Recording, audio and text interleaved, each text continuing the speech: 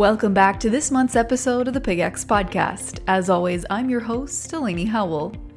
This month, I'm excited to welcome back to the show Dr. Chris Rademacher, a clinical associate professor and swine extension veterinarian at Iowa State University, to help lead the discussion with Dr. Tom Petznick, a vet owner and veterinarian at ARK-CARE. During this episode, we're going to be digging into the topic of Porcine Sapovirus. Sapovirus dates back to the 1980s, when it was first detected in pigs with minor and severe diarrhea.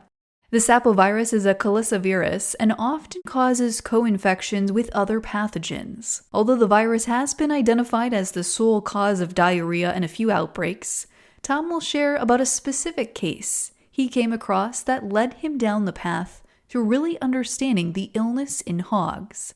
Before we dive into that story with Tom, let's learn more about his background.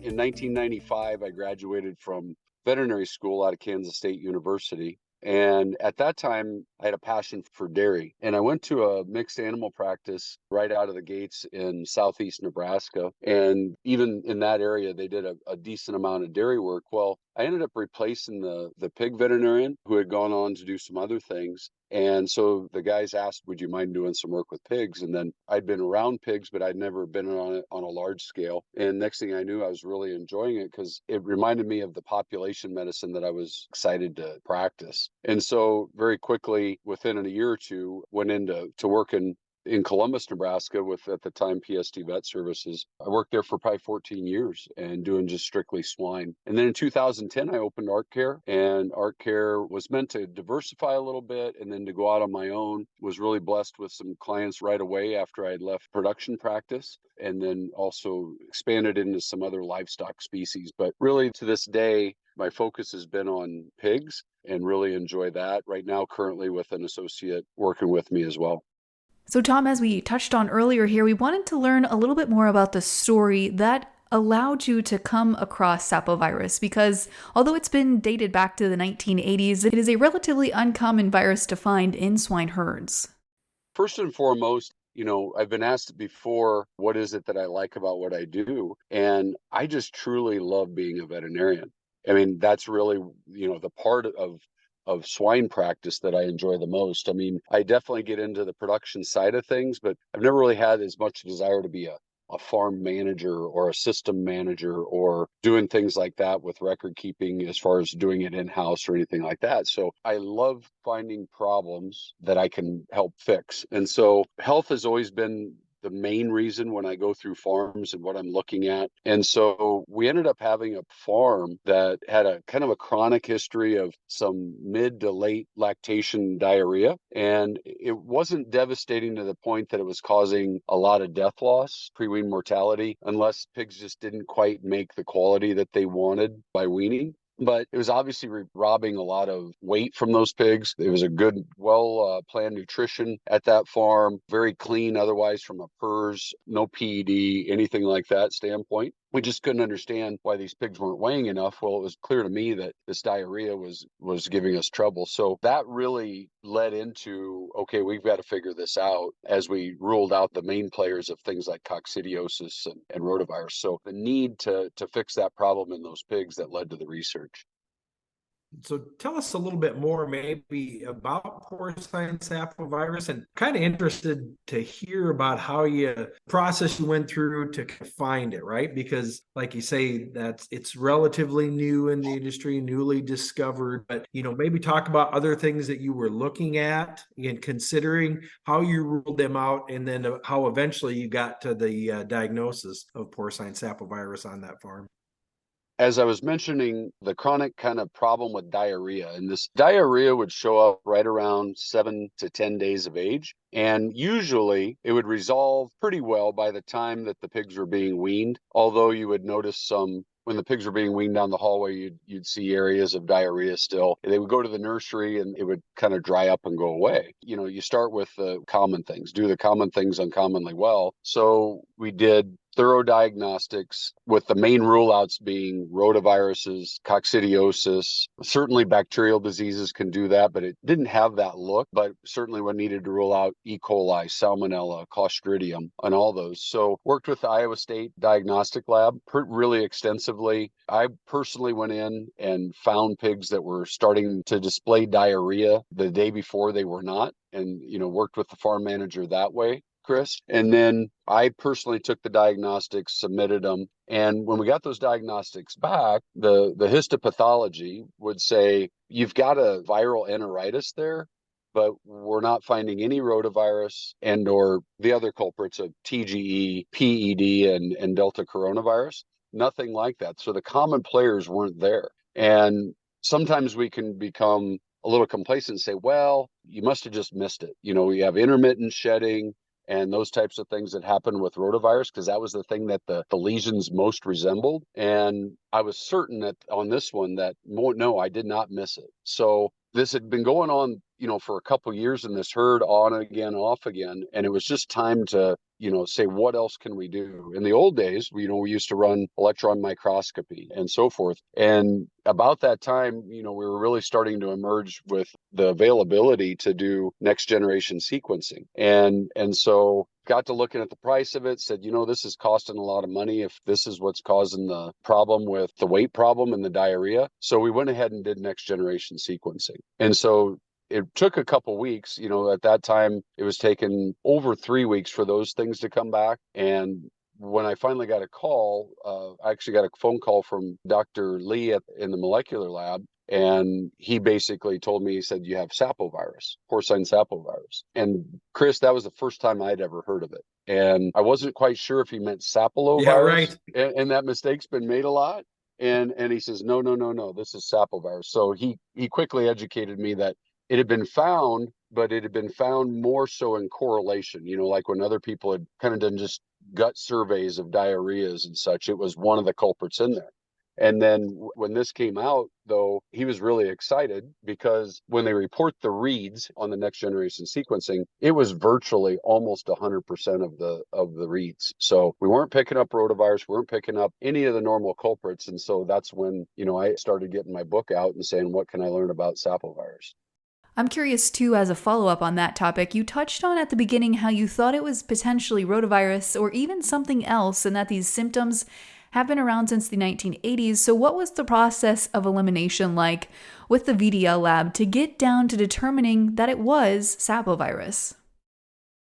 1980s, it's been reported, and it wasn't recognized, though, as a disease, right? It was recognized as, yeah, we do these workups and we can report there's sapovirus there. But then there was all these other things that were there, Delaney. And so really the thing that it was this NGS that really brought it forward. It was the rule out of everything else and then saying, oh my gosh, on these diarrhea samples, virtually all we're finding is sapovirus. And so then we had to go, though, and say, okay, that's one thing that we found it. Is that incidental? Is this just a freak thing? And so that really took us to the next step, which was trying to identify, if we take clinical and non-clinical litters and we swab a lot of those, is there a difference in the PCRs? Is there a difference that we can correlate? Clinicals are this way, non-clinicals are that way. And it was really definitive. And so obviously you can get some environmental contamination, those types of things. But on the ones that we classified as clinical, we did over 30 litters of each. And so in the 30 litters that were clinical, every single one of them was positive on the PCR that was developed, and they were strong. They averaged well over a 20 CT, and they were in the teens at least. And then what was really interesting is then on the non-clinicals, we could find some positive, but they were more in the 30s. And then there were several negatives in that group. So I'll never forget, Brad Thacker was looking at that information later on as this thing progressed, and he says, that p-value is just off the charts when he ran it. And so now we're like, okay, now we can correlate the pigs with diarrhea have sapovirus, and we have it strong. The pigs that don't have diarrhea, we can maybe detect it a little bit as a weak PCR, but they're not clinical, and then we have a lot of negatives. And so that really led to the next steps.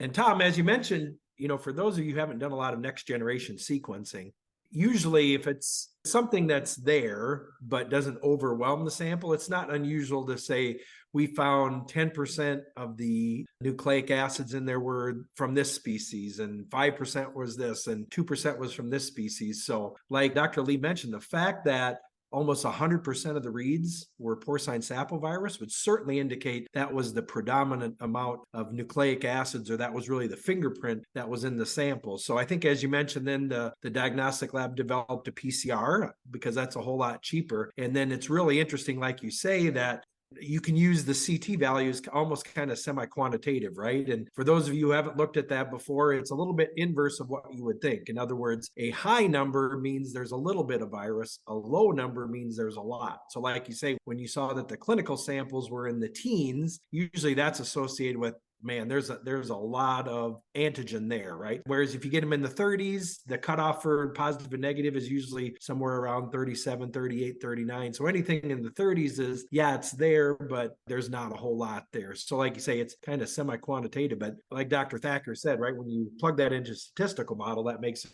really clear and obvious that, okay, the diseased animals had low CTs, the non-diseased animals, we could find it occasionally in high CTs. That certainly helped to cement that diagnostic criteria that, yep, this is indeed what we're dealing with. And then the really neat part was now we're all getting really excited. And so then the lab also at ISU, they developed in situ hybridization. And so now we can not only say it correlates to them, but now we can light up the tissues and we can find antigen, we can find the virus right down in where the lesions are. And so that's where it really was like, I felt like at that point, it was like, wow, we're full circle. We have a clinical case. We've ruled out as many other things that we possibly could. We took and we made this into looking for everything in the sample with the next generation sequencing, got a very large response, found correlation between litters that were clinical and not clinical. And then now we took it all the way down right to the tissue level, and we can see those virus particles are lighting up the lesions themselves. It was a real fun process, and it was very rewarding because now you had an answer.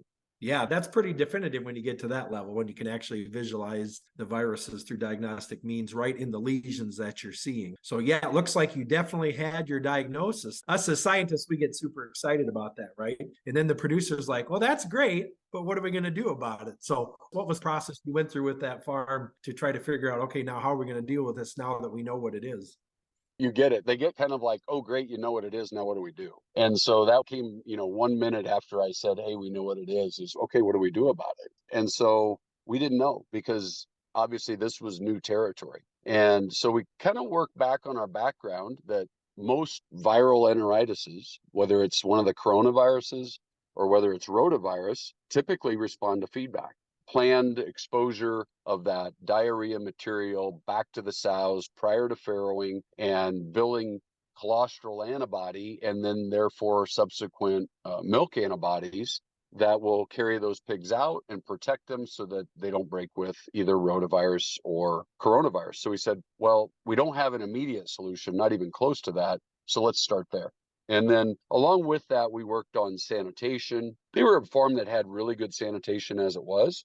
But now we started focusing a lot more on how clean are the sows out in the gestation barns. And then we looked at environment. Could this just be something that if we fix environment, we fix sanitation and do some feedback, that we can get this to go away or at least come down to a manageable level? And so that just didn't work. And I wouldn't say we didn't see some improvements here and there, but there was no consistency, especially with the feedback process, that we could really say, yeah, that helped or not. And then, you don't know, man, did I do it right? Whatever. But then as other producers, or I should say other veterinarians started contacting me, and when this whole thing kind of opened up, almost everybody's tried feedback. It just makes sense. That's what we do with enteric viruses, and nobody's ever been able to make it work that I've ever heard. So then that really led us, hey, we need a solution for this. And so that call went to Merck Animal Health, and because at that time they were the only ones that we could synthesize, make a vaccine that we didn't have to have virus isolation. So that was kind of the bad news of this thing is, okay, great, we have it. Can we make a vaccine? Well, we ruled out a whole lot of potential vaccine because this thing is extremely difficult to virus isolate. And so if we can't isolate it on cell culture, then how do we kill it and put it into a vaccine so we can present that to the sows? So it was really the RNA particle vaccine that really offered us the only hope. And we know from that technology, not all things fit that technology. We were really fortunate that this time it did. And with that, did they know enough about sapovirus to know where the antigenic portion of that virus may have come from, or was it small enough that they were able to just use the entire sequence to build the vaccine from what you knew? Yeah, they had a pretty good feeling of where the antigen, or I should say the antigen presenting area was. And so it's still a decent sized genome that you would want to dial it in. It has to be a smaller piece. And they were right. The GP3 was right where it's at. And that worked really well. We started off with a clinical trial in-house to see vaccinated versus non-vaccinated. We wanted to proof of concept. And so we got that. Then we were able to dial it in and titrate it down to what would be more a commercially available or readily available prescription product. Yeah. So what did you guys see and what did you learn from some of those clinical on-farm trials that you performed? What sort of response did you see? So that was actually written up and presented by Dr. Thacker. He was really the lead once we got to a research type of setting. He just had the background, the experience. I mean, just really helped this thing along for a field guy like me. And so that was really helpful. And so what we really saw there was we actually saw, interestingly, there was a correlation with pre-wean mortality. Well, it was huge. It was probably 1% of pigs. But the big thing that we saw was it basically ended up equating to, if you're an affected pig, that it's a legitimate anywhere from a 1.5 to 2 pound increase in wean weight over that period of time. We did some on again, off again. So we'd vaccinate a group, then we'd not vaccinate a group. And here's what was interesting with that too, is that even though we did that, it became very clear. But when we finally went and said, okay, this works, and the trial information was all gathered and collected, and we said, fine, we're going to go to vaccinating every group. Clinically, we saw it even get better. It really cleaned up that farrowing house. But back to the effects of that, I think that's the one that I put my hat on the most, is that when we, not just sapovirus, but rotavirus, coccidiosis, those mid to late diarrheas that we have, those are legitimately causing anywhere from 1 pound to 1.5 pounds and maybe up to 2 pounds, depending on the other conditions of loss in any affected pig. And so you can start to do the math there. If you say, what's my pig worth and what are those pounds worth? You say, let's say I have a farrowing house and 50% of the litters are affected, and I can take that number of pigs times that weight and whatever cost I assign to that. I know that's a moving target dependent upon what system you're in and how you're either selling your pig or keeping your pig. But then you can put the economics to that. It can be pretty dramatic depending on how many litters you have affected. Yeah, some old rule of thumb math on that, Tom. Like you say, that is really a large response. A lot of times you'll see different data sets that have been looked at would say, a pound of weaning weight could be worth, anywhere from 3 to 5 pounds at the end of the feeder pig time period, at the end of the nursery. And then that can translate into, anywhere from 10 to maybe even up to 15 pounds of market weight. So that, from an economic standpoint, was really a huge response. Yeah, absolutely. And we didn't follow those pigs and go into nursery and finisher, but the producer had pretty good records as far as what closeouts and days and all that. And he's like, that paid all the way through. There was no question. Oh, that's fantastic. Very interesting. So you did mention that you had some other veterinarians reach out to you. Do you have any feel how prevalent we think sapovirus is out in the industry in these farrowing house diarrhea cases now? Being in the industry this long, I have a lot of contacts, and it's pretty obvious that with the people that I talk to, while they keep confidentiality, but you know where they practice or where they go, and sometimes they do tell you. I mean, they're just, hey, it's in this region or whatever. It's very widespread. And some people have asked me, well, do you think it got disseminated through genetics or semen or feed or whatever? I really think back, and that's probably a study to have done at some point in time, is to go back in the backlogs of cases that, if we have them out there, that looked viral related. And I think of times where I thought I had coccidiosis even back in the 90s and said, man, it just didn't respond well to our treatment and or our disinfection, and why do we still have it? I think it's so indistinguishable to just look at that diarrhea and say this is sapovirus or that's rotavirus. or that's coccidiosis, or it's a combination of them all. You just can't do it. And you can speculate, but it's not real. So I really expect we've had it around a while, and just, yeah, through our natural pig movements, I'm sure it was in multiplication farms. I'm sure it was in nucleus farms. I'm sure it was wherever, and, not pointing fingers at anybody. I mean, I think it was a household virus. And certainly we're kind of wondering today in our world, why are we having some of these finally come out and emerge? Why didn't we figure this out back in the 1980s or the 1990s, if I'm right? And we just have more tools. We certainly have a different pig than what we had back then. Maybe it didn't express itself as openly or as often. A lot of questions that we could ask on that. It's well disseminated within the US. We know it's into Canada. They're testing for it up there now at some of the labs in the provinces. So we definitely know it's there. We know of literature that would say it's in the Far East, whether it's China or other countries. And so I'm expecting, I don't know that I know for sure it's in Europe, but certainly throughout North America, it's pretty broad spread. Yeah, that's really interesting, Tom. You mentioned too a little bit, about post-weaning period. Have you tend to see a lot of diarrhea in that post-weaning period, right? Have you tended to find it in the post-weaning period all, or does it really look like this one is just a farrowing house pathogen? No, for sure.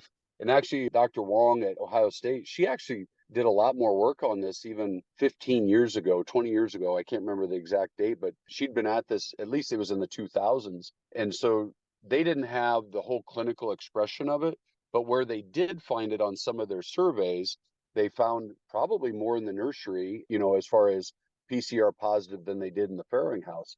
And then as I've talked to a lot of our colleagues out there, that has been probably at least the number two question is, man, I keep finding it in the nursery. That wasn't where I first saw it, and I've been really blessed that we don't see a lot of post-weaning diarrhea. But at the same time, I have seen it. I've seen pigs come into a nursery and they start having diarrhea all over.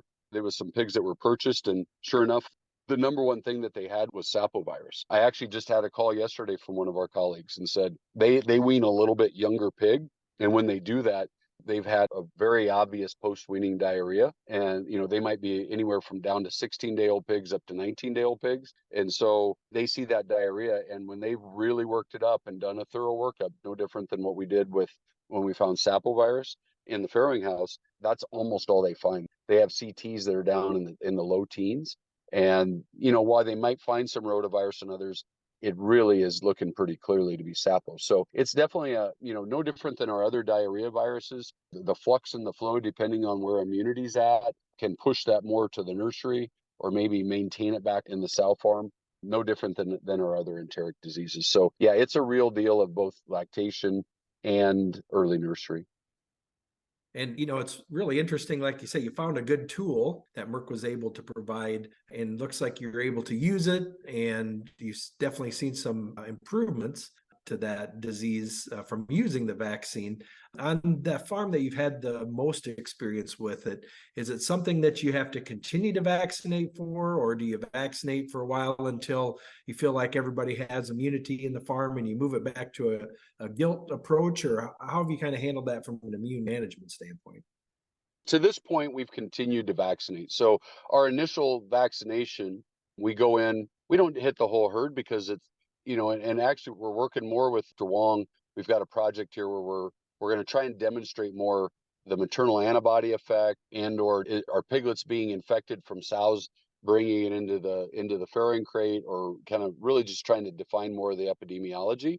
But so where our vaccination has gone is we do roughly a 4-week and 2-week pre-farrow vaccination in a herd that's never been vaccinated. And that has worked really, really well. And then once we've gone a full circle of the herd, everybody having gotten 2 doses of it pre-farrow, then we'll drop the sows back to a 2-week prior to farrowing only. And then we'll continue to vaccinate gilts at a 4 and a 2. And within that, the nice part that we have with these mRNA vaccines that have developed out there is we have the ability to also put other things in there like rotavirus. And so because we like to continually do that, we really haven't backed off of stopping doing it, because we'll still get a little bit of leak through. And so we've continued to do it. We haven't just said, you know what, maybe it's good enough, now we can get it out, because we'll see a little bit of leak through. And you really think about, well, could we potentially tweak the vaccine and make that immunity even stronger? But if you really look at it, the challenge is we're weaning older pigs that slowly the sow's milks is starting to decline in antibodies. Number two, we wean more pigs and more pounds. I gave a different talk not long ago, and on our really, really high producing herds at 21 to 22 day wean age, on a few sows, we're weaning 200 pounds a pig. And so the demands there is what we see as a little bit of leak through is I believe we lose the antibody. They just don't quite get enough at the end. We've seen it with PED. If you have something that shakes them up at the end, then those pigs will break right in the crate. And I expect it's the same thing here. So I have pretty good evidence it's still around. And to stop vaccinating, we think would be a mistake. We always focus on colostral immunity, and certainly that's important. But, for some of these viral enteric diseases, I really think it's just like what you mentioned, it's lactogenic immunity. In other words, if you prime that sow, she carries those protective IgA antibodies throughout the entire lactation period. And like you say, if you get anything out of imbalance, or the sow quits milking, or you move pigs around, there's enough virus in the environment, you'll certainly see some of those breakthroughs that you mentioned. Yeah. I think that's a really good point that, as veterinarians, we focus so hard on teaching our production teams colostrum. And don't get me wrong, it's, the number one thing. If you don't get colostrum right, nothing else goes well. But we've actually completely at times forgotten to talk about the importance of keeping pigs on a viable teat where they're getting plenty of milk beyond that to hold those antibodies that stay in the gut. And so, yeah, it's one of those you have to sometimes remind yourself to go back and say, okay, step one is colostrum, but step two is making sure that piglets have milk, because that's where the protection is going to come from on these enteric viruses. Yep. Yeah, PED was the great teacher of that. Before we had vaccine tools and things like that, we would see a sow would dry up, and they would kick that sow out and leave the pigs in the crate and just creep feed them, because maybe they were only a day or two from weaning. And invariably in those early outbreaks, man, it was like that's where the diarrhea would start. So that was the thing. I know from a personal standpoint, it's like, wow, that really shows you the importance of making sure each pig gets that lactogenic immunity. They need to be continually drinking that, suckling those sows that can provide that protection, their mammary glands. I think there's a really good lesson all around that for any of these enteric diseases is just because you don't see clinical signs in farrowing doesn't mean the pathogen's not there. And so then we get the story from the nursery, and hey, the sow farm says, wow, everything looks great. I don't know what your guys' problem is. And then, we're still carrying those pathogens to the nursery. Now they instantly lose their lactogenic immunity, and kapoof, we get viral disease. And so we say, I don't know what your problem is at the nursery. Well, we still have the problem at the farrowing house. So that's where this thing only works really well for the pig all the way through if we create a good immunity, but our sanitation level still has to be really keen. It's great that we kept it out of the farrowing house, but we have to have great sanitation, not just in the farrowing rooms, but the sow's bringing it up. If you go to a filthy gestation barn, she's still dragging it up. The pigs can do great because they have lactogenic immunity, but then we have our nursery problems. To wrap things up, Tom, is there anything else you'd like to share with our listeners, or any sort of a take-home message you'd be willing to share with us? Well, I think, the story I've tried to tell all along is the collaboration that's involved. Any one entity can't do it. I'm getting a lot of credit for it, but there's so many people in the background, everything from the producer saying, I'm not putting up with this anymore. You got to figure this out. Certainly I played that role because I had to do the investigative work up front, but man, the ability to have diagnostic laboratory support like what I received in this case, I think in particular of Phil Gauger, Eric Burrow. I mean, those guys worked, I can't say they worked endlessly, but I know this is something on top of everything else that they had to do. And then also the whole team at Merck, as an industry example of helping us out. And then what really made it the big collaboration and makes it, this all takes money. And so having support from the Swine Health Information Center in an emerging disease outbreak, that works. I mean, it works. The whole thing works. Is you state a good case, that's what they've allocated the money for. We were able to push a lot of this through.